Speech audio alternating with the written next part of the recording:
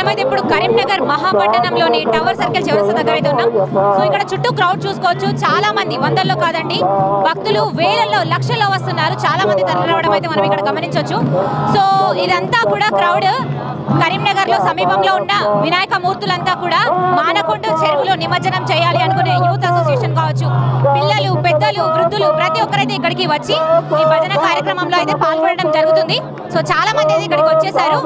ఇదంతా మానకొండ చెరువులో నిమజ్జనం చేయాలి అనుకుంటున్న వారి యూత్ అసోసియేషన్స్ కావచ్చు, సో పిల్లలు పెద్దలు ఎవరన్నా కావచ్చు. సో మనమైతే ఇక్కడ చూడొచ్చు, చాలా మంది పాల్గొనడం జరుగుతుంది. సో కరీంనగర్ మహాపట్నంలోని టవర్ సర్కిల్ వద్ద అయితే చాలా రద్దీ నెలకొంది. సో ప్రాంగణం అంతా కూడా భక్తులతో కిటకిటలాడుతుంది. చాలా మంది ఇక్కడికి వచ్చేసి భజనలు కీర్తనలు చేస్తూ కూడా స్వామివారిని పంపిస్తున్నారు.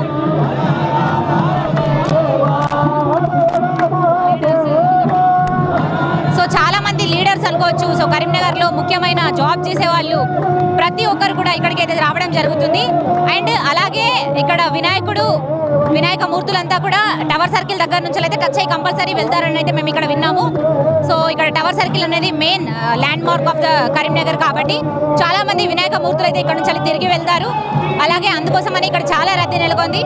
సో మనకు దారిలో వస్తుంటే కూడా చాలా మంది ఉచితంగా వాటర్ పంపిణీ అయితే చేస్తున్నారు. సో ముస్లిమ్స్ హిందూ మేము బాయ్ బాయ్ అని చెప్పేసి వాళ్ళు, అలాగే చాలా మంది హిందువులు ముస్లిమ్స్ ఎవరు పడితే వారు చాలా మంది ఇక్కడికైతే ఉచితంగా సహాయం అందించడానికి అయితే వచ్చేస్తున్నారు. చూస్తున్నారు కదండి, గణేష్ నిమజ్జనం అయితే ఈ రోజు, అలాగే గణేష్ చతుర్థి లాస్ట్ రోజు కావడంతో కరీంనగర్ మహాపట్టణంలోని ఉన్న వినాయకులన్నీ కూడా నిమజ్జనానికి అయితే సిద్ధంగా ఉన్నాయని చెప్పుకోవచ్చు. అక్కడ నిమజ్జనం వద్ద కూడా చాలా భారీగా ఏర్పాట్లు చేశారు. పోలీసు బందోబస్తు అలాగే బారికేడ్లు ఏర్పాటు చేయడం జరిగింది. చాలా పోలీస్ సెక్యూరిటీ అండ్ ఎన్ఫోర్స్మెంట్స్ అంతా కూడా ఇక్కడ ఉంది. సో మనతో పాటు అయితే భక్తులు ఉన్నారు, ఎవరితోనైనా మాట్లాడి తెలుసుకుందాం. సో హలో సార్, ఎక్కడి నుంచి వస్తున్నారు? కరీంనగర్ లోకల్ అండి. సో ఓకే, ప్రతి ఏటా వస్తుంటారా ఇక్కడికి? ప్రతి ఏటా వస్తుంటాము. అంగరంగ వైభవంగా జరుగుతుంది. ఇది ఒక అత్యంత పండుగ. ఈ పండుగ వాతావరణం హిందూ భక్తులకు ఎంతో మేలు చేస్తుంది. నిజంగా కరీంనగర్ ఒక కనువింపులాగా ఎంతో ఉత్సాహంగా ఉప్రదంగా ప్రతి చిన్న పిల్ల కానుంచెల్లి కూడా 80 సంవత్సరాల ముసలి వాళ్ళ వరకు కూడా ప్రతి ఒక్కరు కూడా వచ్చి వీక్షిస్తారు.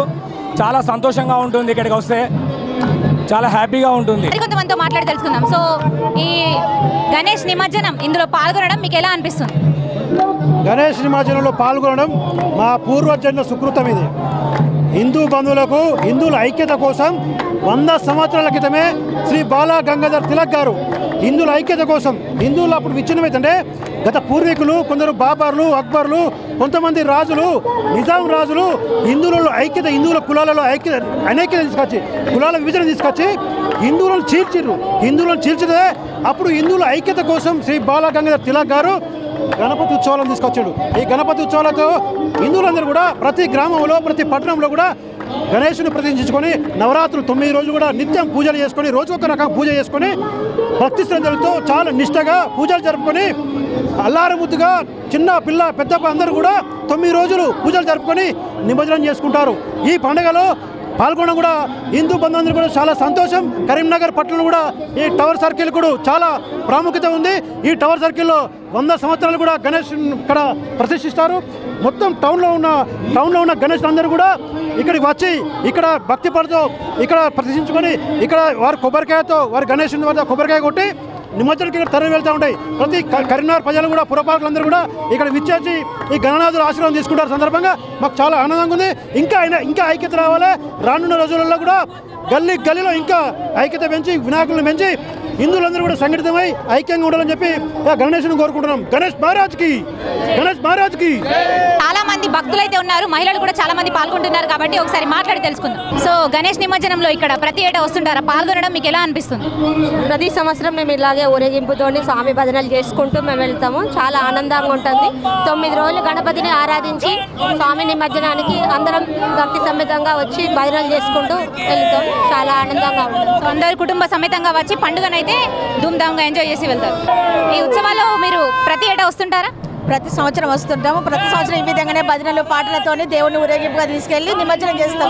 గణేష్ నిమజ్జనాన్ని సందర్భించి విశ్వ హిందూ పరిషత్ బజరంగదళ హిందూ ఉత్సవ సమితి తరఫున 52 సంవత్సరాలుగా కరీంనగర్ నడిబొడ్డున ఉన్నటువంటి ఈ టవర్ సర్కిల్లో గణనాథులకు స్వాగతం పలుకుతూ పూజలు అందిస్తూ ఈ యొక్క కార్యక్రమాన్ని ఘనంగా జరపడం జరుగుతుంది.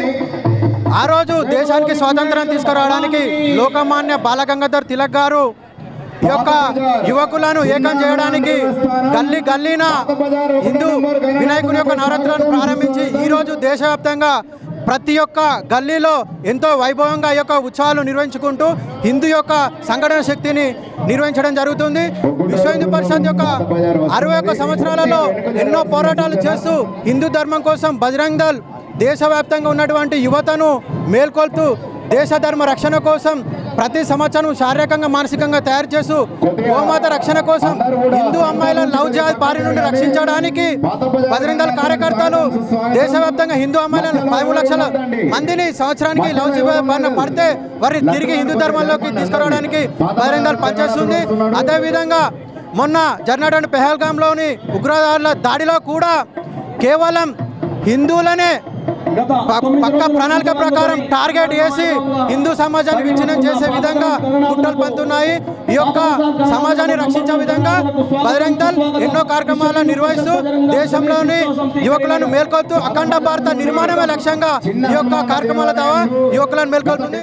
సో కెమెరామెన్ శేఖర్తో శ్రావణి, టవర్ సర్కిల్ నుంచి మైత్రి ఛానల్, కరీంనగర్.